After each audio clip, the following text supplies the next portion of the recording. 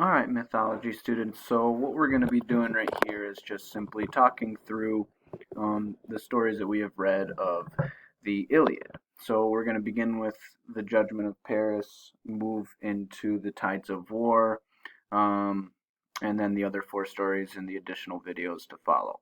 So to begin, we have the Judgment of Paris.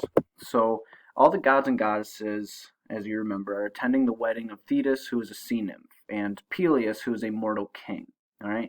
Now, this is important to know, and I think it's important for this to start off with this wedding because um, the eventual son of Thetis and Peleus is Achilles.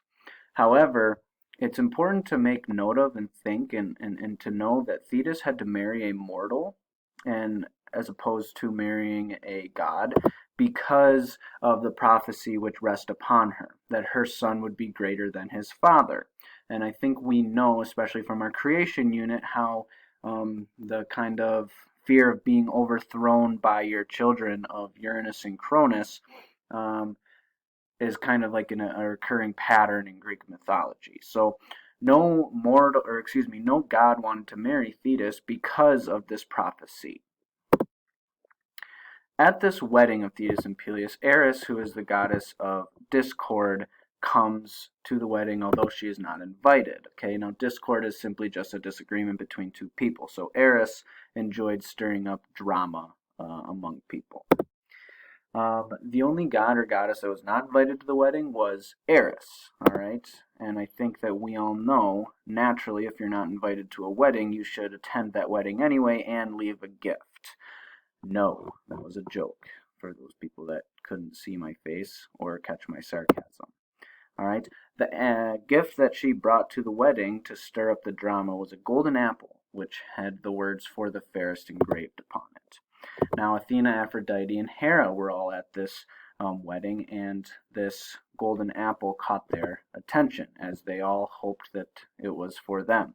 Athena being the goddess of wisdom and war, Aphrodite the goddess of love, and Hera simply being the queen of the gods. All right, they all wanted this golden apple because they all believed themselves to be the fairest.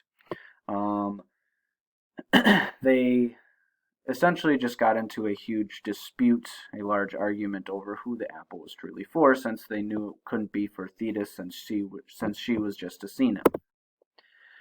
The arguing continued for quite some time, okay, so long that Thetis and Peleus actually had a child, a son actually, if you remember the prophecy. Now that son is Achilles, and we will get into more about him later on. So one background thing to make note of, kind of a foreshadowing for readings later on, is that since Thetis' son was destined to be so great, she grabbed him by his heel and dipped him into the river Styx, which would essentially just give him invulnerability, meaning very hard to kill. However, when she dipped him, she didn't fully submerge him in the water, so the only vulnerable part on Achilles' body is his heel. The bickering between the goddesses continues, and they want Zeus to decide which of the three are the fairest. However, he can't because he is related to them in some way, being his wife, his daughter, and his sister. So he suggests that they go to Paris of Troy, who we learn is a shepherd at the time. Paris is actually a prince of Troy, however, he was abandoned at birth because his mother dreamt that he would cause the downfall of Troy. They tried to cheat his prophecy, and his father, King Priam, simply couldn't gather himself enough to kill a child, so they just essentially abandoned him and exiled him to be a shepherd. However, he was a very successful musician. He spent his days composing love songs on his lyre, and he would seduce many nymphs who lived nearby. So Zeus thought he would be the perfect judgment of character to decide who is the fairest. He had three choices, all right? So Hermes brings Athena, Hera, and Aphrodite down to Paris, and they all try to bribe him in some way to be chosen as the fairest. Hera offers Paris to be the lord of Europe and Asia with lots of power.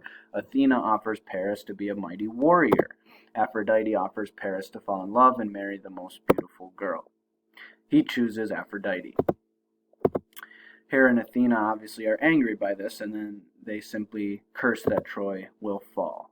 Paris learns, obviously, since he chose Aphrodite, he wants his what was promised to him, so he learns that the woman that he is now going to marry is Helen of Sparta.